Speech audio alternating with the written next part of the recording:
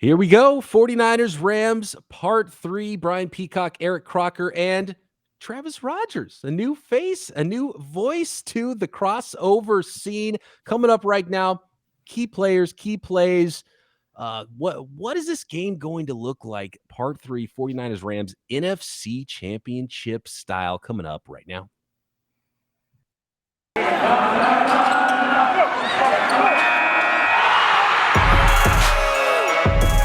You are Locked On 49ers, your daily San Francisco 49ers podcast, part of the Locked On Podcast Network, your team every day.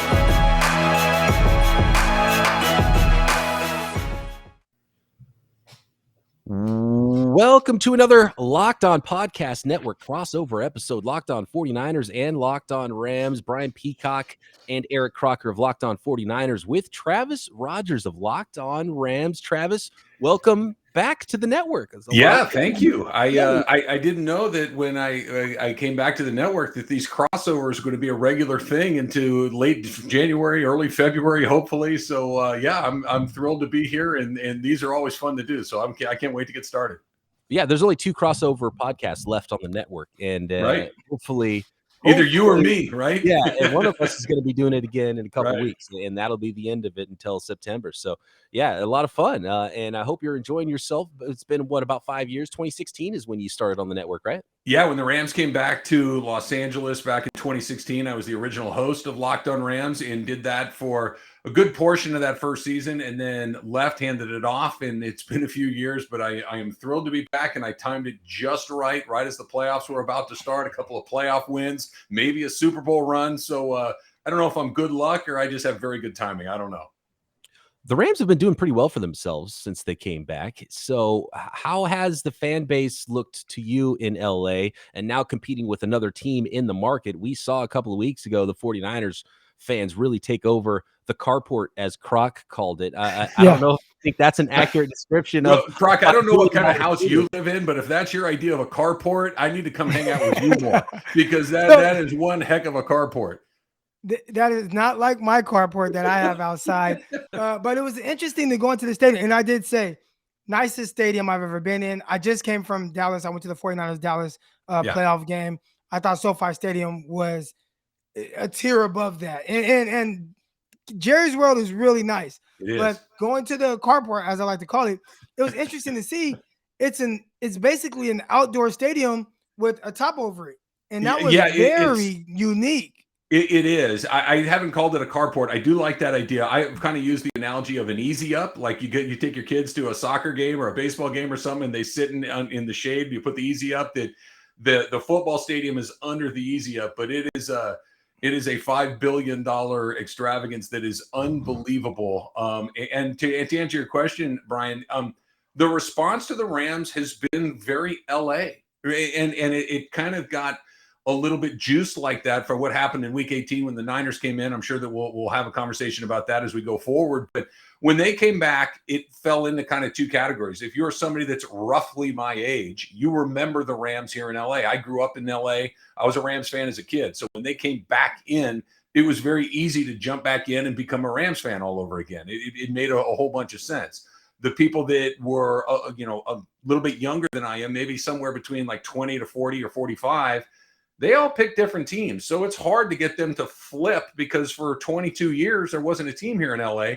If you're a little bit younger than that, the Rams came back. They're really good. They built a new stadium. They've been in the playoffs every year but one under Sean McVay. So it's a really good team to jump back in and start rooting for. But you got a 22-year window where people picked other teams, and that's going to take some time to start to, I don't believe at least that you pick people off. I think you got to get a little bit younger and just keep winning and start to get maybe people as your secondary team. But it's happened very, very quickly from where they were to where they are now. They've added a lot of fans. Yeah. How big of an impact do you think it was that there were so many 49ers fans in the stadium a few weeks ago? Do you want me to lie, or do you want me to be optimistic, or what do you want to say? It had a huge huge deal. I don't know if there's going to be as many. I've heard estimates of 70% 49ers fans in week 18. I have a feeling it's not going to be quite that much, but even 50-50 for a lot of teams at home might not be used to that. Yeah, And I think it's a perfect storm. I think that I think 50-50, if I'm being perfectly honest, if the Rams are being honest, I think that 50-50, you might take it at this point. Maybe you could probably push it a little bit past that in Rams fans. The fact of the matter is, everything I've seen, all the stories I've seen are that Niner fans are going to spend money. And the Rams season ticket packages are very expensive. And if you can offset some of that cost by selling a couple of tickets off here and there like they did in week 18, I agree with you. I don't think it's going to be like week 18 because it was a regular season game. The Rams were in the playoffs. It wasn't nearly as important to the Rams as it was to the Niners in that game. Niner fans, both in Los Angeles and the Bay Area and anywhere else, hadn't seen SoFi. So it's an opportunity to come see it. Maybe you spend a little money, take a little vacation, all of the things that happen when people come to LA. I expect Rams fans to represent a lot better than they did last time, but I'm not going to pretend that it's going to be anything other than a lot of Niner fans at that game. I think there will be. Yeah, and I was there. It was probably about, it was close to 70. I would say for sure a 60-40 split in favor of 49ers. I think that's right, Croc. I thought, I was where I parked my car to walk into SoFi. It takes me about 15 minutes to walk in there. And usually during that walk, it's pretty typical, right? It's Rams fans tailgating, having a good time. You'll see a little sprinkling of some visiting jerseys. They opened the season with the Bears, a lot of Chicago transplants in Los Angeles, Bears fans all over the country. So, okay, there's a few Bears jerseys here and there, and you see it. And okay, maybe there's 15%, maybe 20% of the people are Bears fans. When the Niners came to town a few weeks ago and I started making that walk, it was, whoa, boy. This is different because it wasn't just Niner fans. It was mostly Niner fans. And it was a very different thing. I think the players, the organization, the coaching staff, and the people in the city, I think they took a little embarrassed by it. So I think they've been pushing really hard to try to get this squared away going into the game this weekend. I think it will be better. I don't think it's going to be 90-10, but I think it will be a lot better than it was a few weeks ago. And I feel like, Giants, Dodgers, even Lakers, Warriors to an extent, I feel like 49ers, Rams needs more juice. And I think something like this, an NFC Championship game, like this is huge. This is important. The 49ers list of rivals right now. The Rams are behind like the Raiders and the Cowboys and the Seahawks, who weren't even in the West for most of my life, or at least the beginning of my life. The Chiefs, even at this point, the Packers. So I feel like 49ers, Rams is going to get a nice boost from this because this is important. Really important big games is what builds rivalries, and I think it'll be good for both franchises. Yeah, I agree with you. You got to take what the other guy wants, right? If it's just a game between two teams that you see occasionally, it's one thing, but now they're in the same division, or I guess they've been in the same division for a long time, but the added juice of the LA San Francisco thing is a real thing. Like you mentioned, there are all rivalries that have been going on forever and ever. This one, I think when the Rams went to St. Louis, that juice didn't go with it. It wasn't Niners, Rams. It was San Francisco, Los Angeles. That's the juice that makes this thing go. It's not the two teams. It's the two cities. And now that the Rams are back in Los Angeles, I think you're starting to get that juice back. We've seen, I go back when I was in college and the Rams and the Niners were playing in the postseason. It was the infamous Jim Everett, kind of takes a dive game. And that was one of those, oh my gosh, as a Rams fan, terribly embarrassing and everything that happened with that. And it was that San Francisco LA rivalry. Now it's that again. And by the way, these are the two best teams in the NFC. These are the two best teams in the division. These are the two teams that are going to play each other a couple of times. It's going to be good going forward because both of them are set up, not just this year, but for a while. I mean, I would assume that you guys feel pretty good about what's coming next for the Niners. I feel great about what's coming next for the Rams. Absolutely. And it's funny because when I think of 49ers Rams, I know the 49ers dominated the Rams for a long time. And the 49ers had went through a dynasty, won a bunch of Super Bowls. But the game that sticks in my mind against the Rams is Flipper Anderson went for like 200 something receiving yards, right? I think it was a Monday night game, or maybe it's Sunday night, but it was one of those standalone games. And yeah, it was one of the greatest wide receiving performance in history. And yeah, I mean, these are the things that make the rivalries. I have to take what you want. I need to embarrass you when everybody's looking. And this is how we start these things. And there's no better way to do it than the other guy's fans showing up in your building and sneaking into the playoffs on the last day and then getting to play them in the NFC Championship game a few weeks later. All right, we're going to grill each other a little bit. We're going to ask you some questions about those Rams. You can ask us whatever you want about the San Francisco 49ers leading up to this NFC Championship game, and we'll make some predictions on today's show. But first, I want to let the folks out there know about Get Upside. Our listeners are earning cash back every time they get gas on every single gallon, every time they fill up. And all you got to do to get that cash back when you get gas is download the free Get Upside app at the App Store or Google Play right now, and use promo code touchdown for 25 cents per gallon more on your first fill up. That is straight cash into your account. No catch. It's super easy. The cash after you get gas goes right into your Get Upside account. You can pull it out into your bank account, to PayPal, e-gift card, Amazon card, whatever you want, and it is free to do. You just go get gas like you normally would have. You open up the app. Hey, I was going to get gas there anyway. Let's get some cash back when I fill up, and boom, the money shows up in your account. So just download the free Get Upside app, use promo code touchdown to get 25 cents per gallon or more cash back on your first tank. That is promo code touchdown with the Get Upside app. I want to start with this question for you really quick here, Travis. And this one was put to Matt Williamson and I on the Peacock and Williamson show this morning. How good is Cooper Kupp, and where would you rank his season this year? Because numbers-wise, it's absurd. And he made a big play to help the Rams get into the NFC Championship game. How good is Cooper Kupp, and what is the secret to him being always open, like all the time?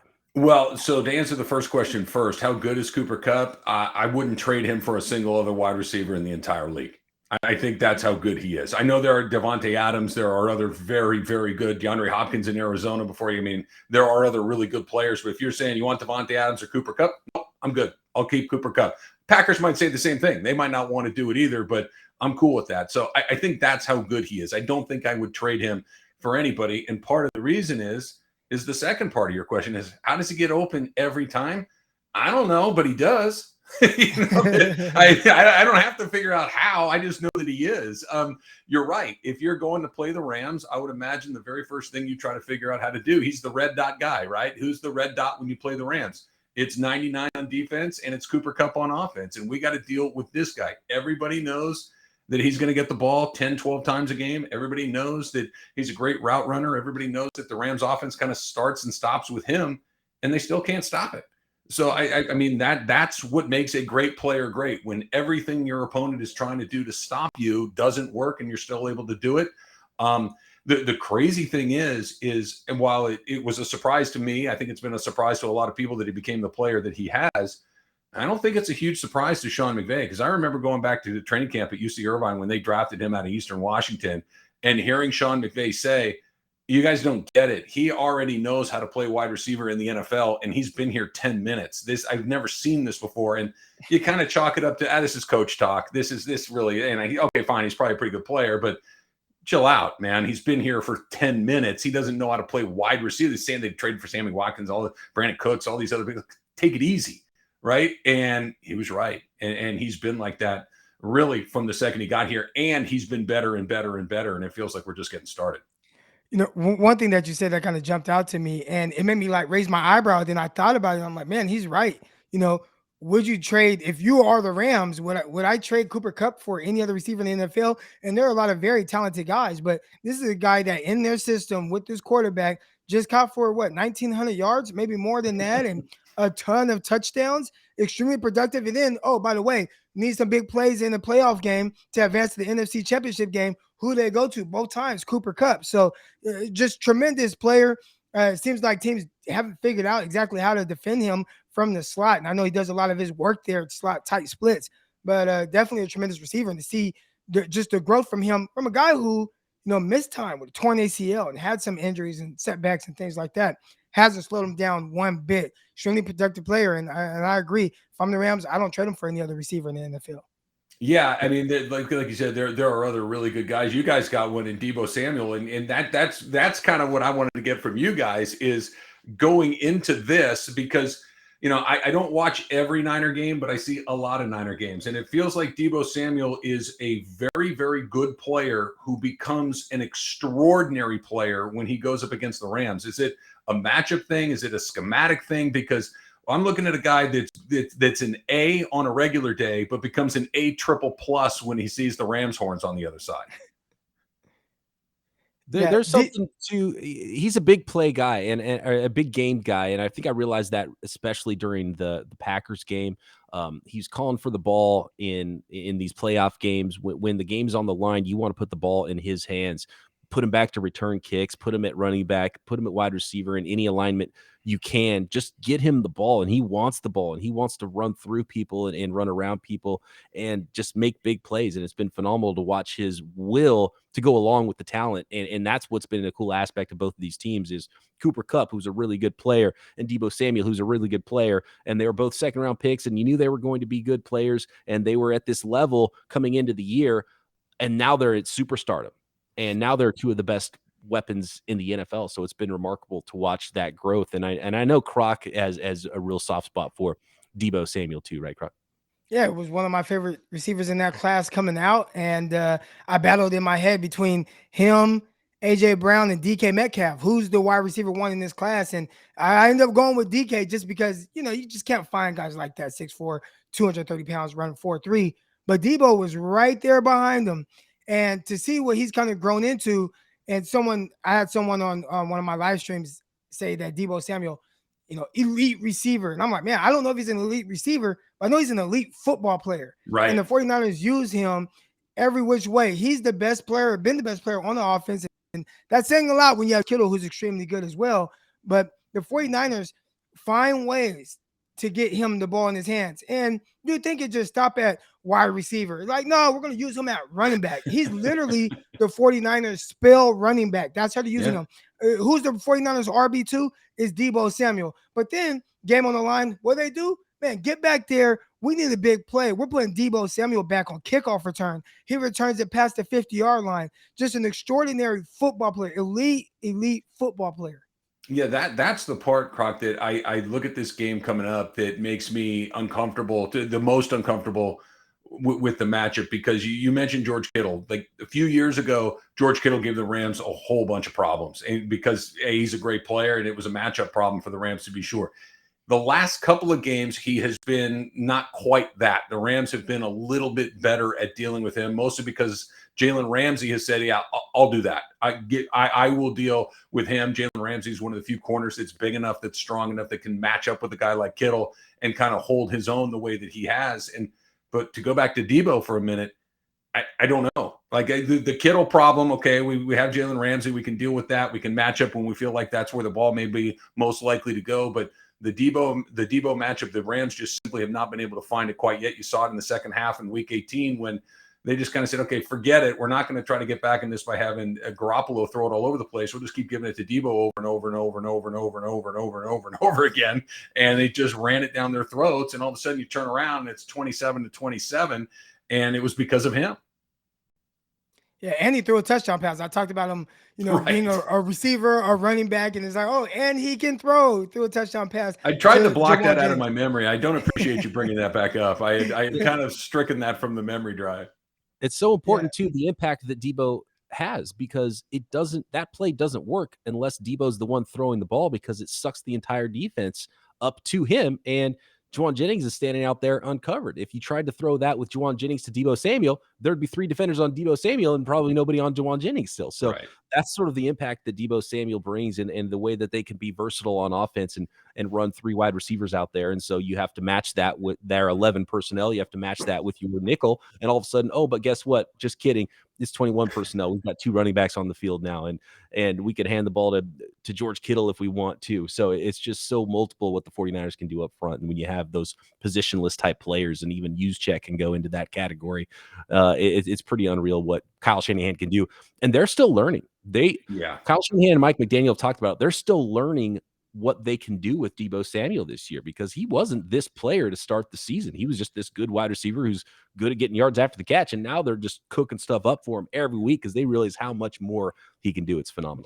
Can I hit you guys with a quick one? Because I wonder if you aren't experiencing a little bit of what Rams fans had experienced the last few years, which is we got a really good team. We got a coach that you have a lot of faith in. You have some guys that can make some plays. You have a defense that can make some plays. I just don't know which version of my quarterback is going to show up. We went through that with Jared Goff for a couple of seasons. And when he was good, cool, go to the Super Bowl. Let's see what happens. Beat just about anybody at anybody given time. But when the other version, when the Bizarro Goff would show up, and obviously the Rams got tired of seeing that, they said, okay, we can't do this anymore. 2 first-round draft picks. Let's bring in Matthew Stafford. Is that where you are with Garoppolo? I want to say this, and Croc, tell me if I'm wrong. For the network, every week we're supposed to do a keys to victory, short little video for social media and stuff. Crocker recorded it. I have not seen what Crocker said, but it's one key to victory. Croc, in that key to victory, was it a good Jimmy versus a bad Jimmy? Was that key to victory this week? That's exactly what it was. It was, and I'm actually giving him a little leeway now. It used to be, don't turn the ball over, please, Jimmy, no turnovers. Now it's like, all right, you can turn it over once. Please don't turn over twice. So that was actually the key to victory. Only one turnover from Jimmy Garoppolo. And Jimmy, I think him and Goff are different, because when Goff was bad, he was just kind of bad, right? And when he was good, he was really good. Jimmy kind of gives you a little bit of both in each game, but he does enough good things to keep you in every game.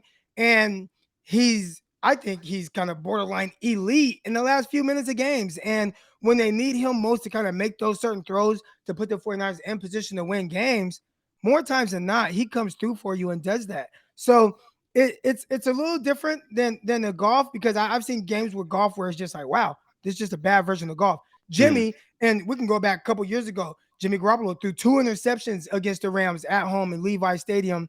Well, SoFi Stadium is kind of Levi's house, but at home at Levi Stadium, Jimmy Garoppolo threw 2 interceptions, one to Jalen Ramsey and another one where Jalen Ramsey broke the ball up and his teammate picked him off. But at the end of the game, 3rd and 16, no problem. Completion to Kendrick Bourne. 3rd and 16 again, no problem. Deep ball to Emmanuel Sanders. So Jimmy Garoppolo, he'll have his hiccups during games that frustrate an entire fan base, but then he brings it all back in and says, you know what, you guys still love me because I'm going to come through at the end of the game for you. Yeah, that's well put, Croc. And it's a roller coaster ride with Jimmy G, and I have a feeling he's going to keep this game close one way or the other on Sunday in the NFC Championship game. Next, I have one more question about the Rams quarterback. We'll make some predictions as well, but I want to let the folks out there know about Bet Online, who is wishing everyone a happy betting new year as we continue the march through the playoffs and beyond in 2022. Bet Online remains your number one spot for all the best sports wagering action. New year, new updated desktop and mobile website at Bet Online that you can sign up at today and receive your 50% welcome bonus on your first deposit. Just use promo code Locked On to get started. Not just football. There's basketball, hockey, boxing, UFC, right to your favorite Vegas casino games, poker, blackjack, you name it. You can find it at Bet Online, the fastest and easiest way to wager on all of your favorite sports. Bet Online, where the game starts. And gentlemen, 3.5 points is what the line is at. I want to talk to you about that line in just a second. But first, we talked about Jimmy and the turnovers. And part of winning the turnover battle for the 49ers is maybe taking one away from Matthew Stafford, who before the playoffs started was passing out footballs like candy to opposing defenses. And he seemed to have cleaned that up a little bit. One thing I noticed after the Rams played the 49ers the first time is I thought the Rams did not come close to matching the 49ers intensity and physicality. Then when Sony Michel showed up and then getting Cam Akers back, I think the Rams might have learned from the 49ers and maybe did some self-scouting and thought we need to be more physical. We need a tougher football team. And I think they accomplished that.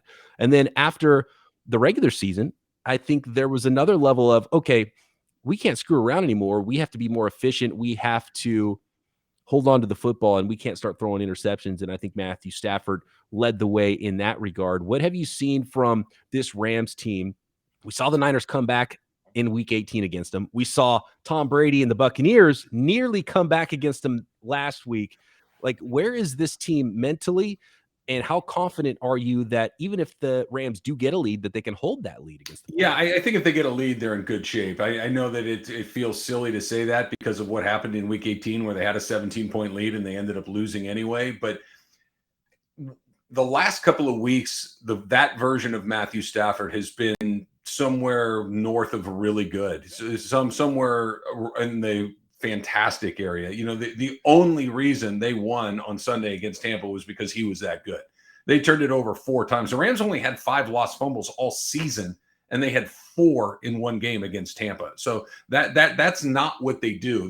When they lose the turnover battle, it's because Matthew Stafford throws it to the wrong team. It's not because they have a bunch of fumbles along the way. So that is a much better version of him the last couple of games, I think, is very, very good news. I talked about it on Locked On Rams on Wednesday, where I think that he kind of has to be the guy that even when everything else is very muddy and sloppy and some guys are making mistakes, Cam Akers had a couple of fumbles or whatever it might be. Sean McVay made a really weird timeout towards the end of that game we're nearly a week out, and I still don't know why he did it. To give Tom Brady a chance to collect his breath and think things, I don't know why that happened. And Matthew Stafford covered it up by making those 2 throws to Cooper Kupp. So he seems very comfortable in these moments. I know one of the things that Rams fans were concerned about, one of the things that I was concerned about going into this was, he never had to play in a game that's actually mattered. Playing on Thanksgiving once a year is the only time anybody would ever see the Lions, right? And even then, we're in a food coma and we're not really paying attention to begin with. So what's it going to look like when he has to play a game against a very good team and you're behind, or it's a 1-score game and you need to go down and do it? And he did it against Baltimore towards the end of the year, but Lamar Jackson wasn't playing. And you saw him do it early in the year and say, yeah, but that's not a very good team in Indianapolis. But, he did what he did against Tom Brady and the Bucs. That's a big deal. He goes into Arizona, or plays against Arizona, I should say, and plays a really clean game in a playoff situation for the first time, wins the first game. He's comfortable in those moments. I really do think. And I was hopeful that the Matthew Stafford story was, hey, you got a really bad luck and you ended up on Detroit. You're a really good player, but you got saddled with an organization that can't get out of their own way. Once you get with a better organization, we'll see what that is. And it really does look like it is. I go back to what you said a second ago, Croc. I give Matthew Stafford 1. If he throws 1 pick, cool, we're all right. As long as it doesn't go back the other way for a touchdown, I think they're in a pretty good spot. If it's 1 or 0, I love their chances. When the Rams haven't turned the ball over this season, they haven't lost. It's pretty 1 + 1 = 2 there. If they don't turn it over, they're 8-0. When they do turn it over, they were 8-6. So we'll see how it all plays out along the way. But it's football 101, win the turnover battle. But for the Rams, it really does make a huge difference. All right, it's prediction time here. 49ers are 3.5-point underdogs. Travis, you are new-ish, returning back to the network, even though you actually started before I did here at Locked On. But I'll let you go first. How do you see this one turning out? Well, so the idea of the 3 points, right? You get 3 points for being at home. And while this is kind of a dagger in my own heart, I don't know how much of an advantage there will be at SoFi on Sunday. I think there will be more Rams fans than Niner fans, but it's not going to be 80,000 Rams fans going crazy. I think hopefully we'll get 50,000 Rams fans going crazy against 30,000 Niner fans. I think that the Rams are the better team. I've also thought that the Rams are the better team the last 6 times they've played, and they've won 0 of them. So we'll see how it plays out. But like I said a minute ago, if they don't turn it over, Sean McVay is a very fast learner. I thought that he made a couple of weird decisions towards the end of both the half and in regulation when they played the Niners in Week 18 to kind of give them just a little bit of spark. I get the idea of, hey, I'm going to give Jimmy Garoppolo no timeouts in 80 seconds to drive 85 yards to score a touchdown. I like my chances.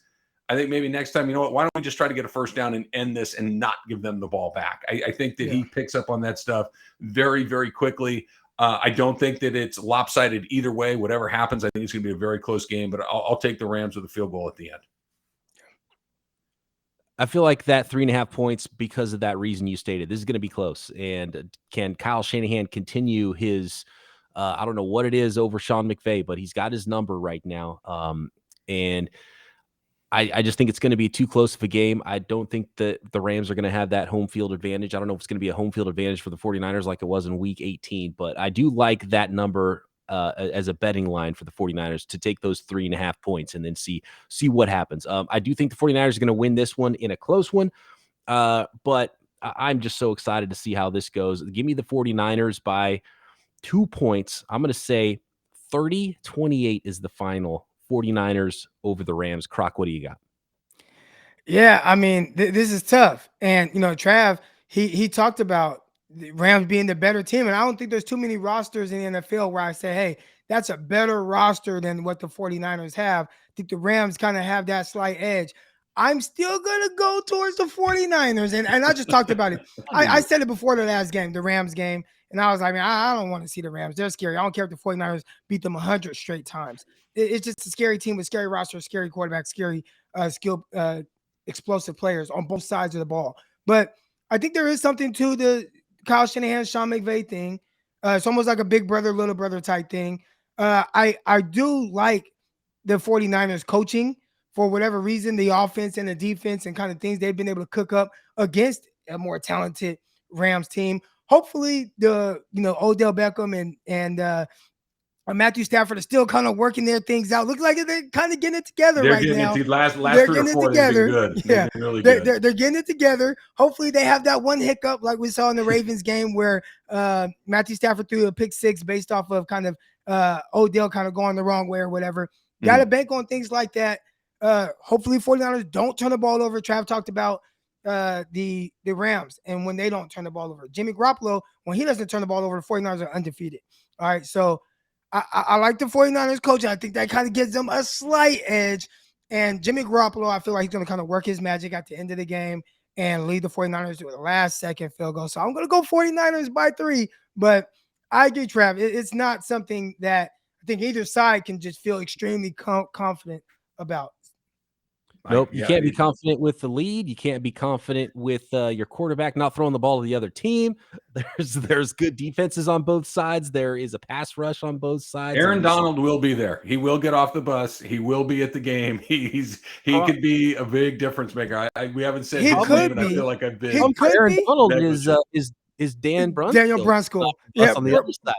He's the Aaron Donald eliminator for some reason. I have no idea. 0 sacks this year. 0 sacks this year. So far on Brunskill. And I don't know what it is because Brunskill, he gets bullied by everybody, but it's like once he sees Aaron Donald, he turns into Jonathan Ogden or something that right. I mean, I don't know what it is, but hopefully he continues that. Aaron Donald, again, another guy. Just so many difference makers on the Rams side of the ball. We didn't even talk about Von Miller. I've been talking about him, man. It's like somebody injected 2015 into his veins once the playoffs. Once the playoffs were getting started. He's been terrific. So scary players, but weather the storm, 49ers. They've done it all year. We'll see if they can continue that.